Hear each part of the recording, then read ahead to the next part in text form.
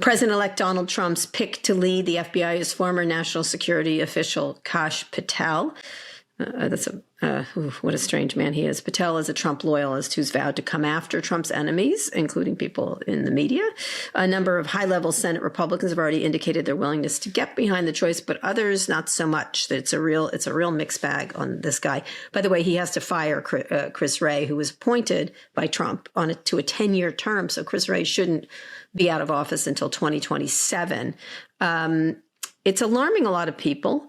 At the same time, the Pete Hegseth nomination is still raising big questions. This New Yorker piece is a damning whistleblower report on his previous behavior at running 2 organizations where he drank too much, he abused women, sexual harassment, a bunch of lying, misspending, mismanagement. This story has got it all by Jane Mayer. And it's based on, it's a devastating, very well reported piece about how bad a manager he was. It may have been a bad period of his life, but boy, was it bad. The New York Times also had the 2018 email from Hegseth's mother calling her son an abuser of women. That email was something else. She told the Times she'd written the messages in anger and had apologized for it, but boy, did it have a ring of truth at the time. I guess it was during the same time period.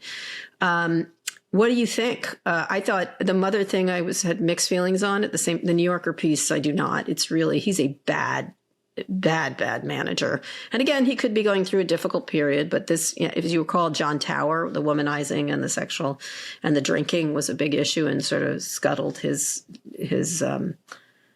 nomination. This guy's entirely unqualified for this job. Both of them are. So what do you think about that? I remember an era where you couldn't be on the Supreme Court if you'd been a Playboy bunny waitress at some point in your life. Yeah. I mean, you want to talk about how, just a digression.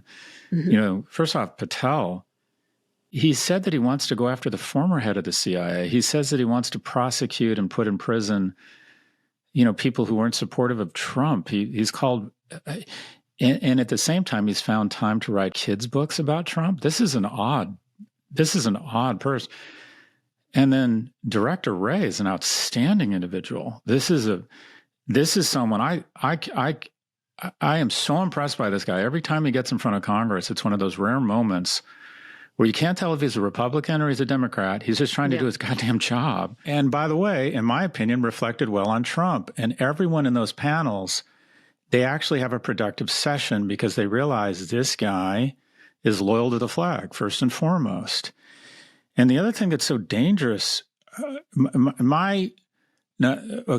go to Hegseth. As a mother and as the son of a single mother, I read that letter and I found it deeply rattling.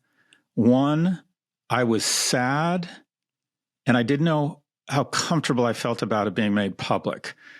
A letter, a communication, an emotional letter between a mother and a son, I do feel like it should be confidential, but the fact that it's out and the fact that a mother felt compelled to write that to her son. Me too.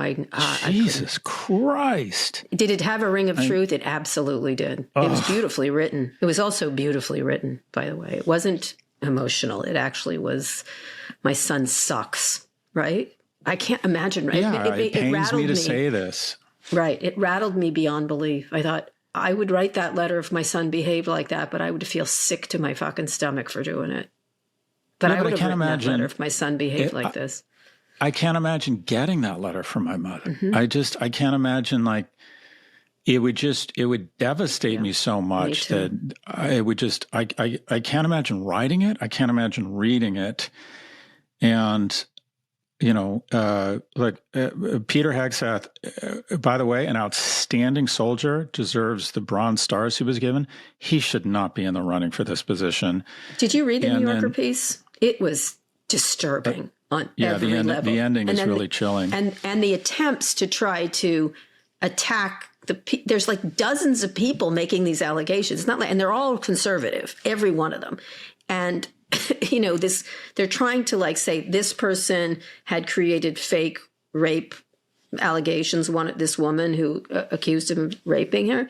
And then, of course, the reporter went to the police and they said, no, absolutely not. She has not. They lie about the people. They're so aggressive still. It's disturbing that they're trying to shut down a dozen people who are who, by the way, are not Democrats. These are Republicans making these allegations, very conservative Republicans. He sounds like a drunk and should get some help, by the way. He sounds like a sexual harasser of women when he is drunk. He's falling down drunk, and all the rich people got him out of his jobs. They fired him. They fired this guy. As good a career he had in the military, they saw the need to fire him. Now, he may have come back from Iraq with all kinds of troubles, and he drowned them in alcohol. He should get some help, and he behaved incredibly badly. And he's incompetent at running. He couldn't run a small organization. He cannot run and make decisions about nuclear war for us. I'm sorry. And the mother thing, at first, when I read the two in combination, it's devastating, just devastating. He's incompetent. What's so disappointing is it appears to me that Trump and his advisors have decided we need to be adults and have a certain screen, a pretty fine screen, around people in senior appointments that impact the economy. And yet they seem to have thrown in the towel on issues related to our military or defense or our security apparatus. I feel like the most frightening potential nominee right now is Representative Gabbard. Yeah. I cannot believe that you are going to send a message. There are agents, there are CIA officers who have spent their entire lives and have put themselves in incredible danger every day. And there's only two people to know their identities if they're deep, and that is their case officer and potentially the head of the Central Intelligence Agency, or perhaps someone who's heading the entire security apparatus.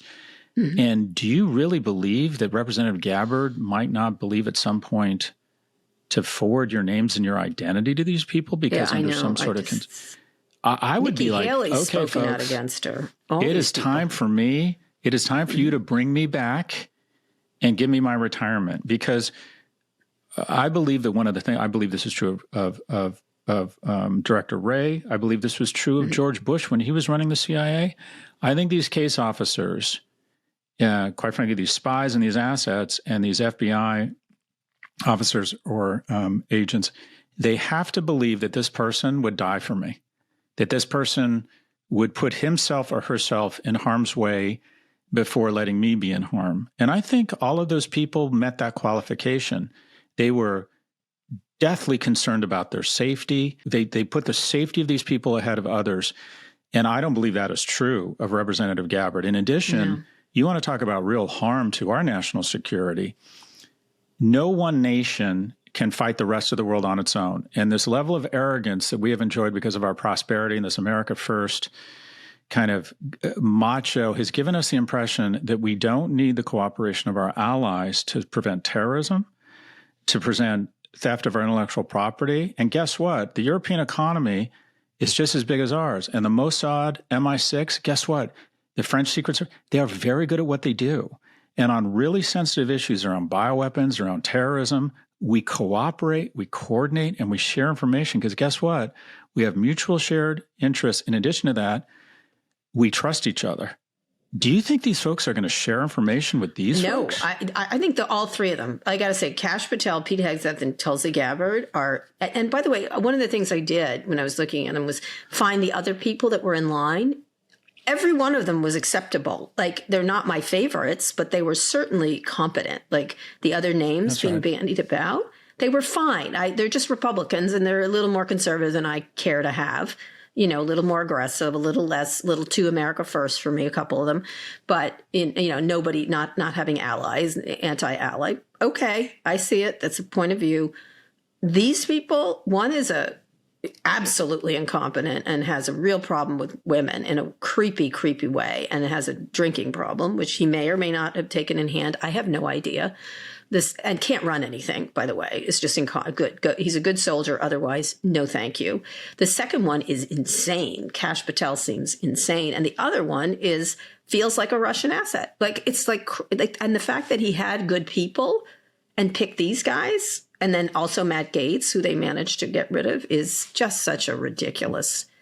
It's ridiculous. It's really kind of like, it's going to take up he's going to have to fire Chris Wray, just so you know. And then the chaos he'll never get anything done, because the chaos will ensue, because they'll spend all their time doing chaos versus doing anything. He said nobody, when they were voting for him to get the price of eggs down, voted for this lunacy. I'm sorry, they didn't. And it's an opportunity lost. Hegseth is a terrible role model for young men. He cements, or he's emboldening this notion that it's no longer a bug, it's a feature to be a little bit rapey. We can't normalize this. We can't normalize this. What's even worse than being a poor role model and not being qualified, a different level, in my opinion, of threat is Patel, who has called for using the power of the Bureau and the Justice Department to prosecute journalists. Open quote, "We're going to come after you, whether it's criminally or civilly. We'll figure that out," he said during an appearance on Stephen Bannon's podcast. The fact that this guy is being considered is so... The fact that, as you described it perfectly, I don't think, well, I'll take that back. It's not fair to call her a Russian asset. She's a Russian sympathizer. She provides comfort and aid to the enemy, and she will absolutely frighten the shit out of our own assets and our own allies. So I don't understand why he's not bringing the same level of maturity to our security apparatus and our defense apparatus that he's brought to the economic appointments. It just doesn't make any...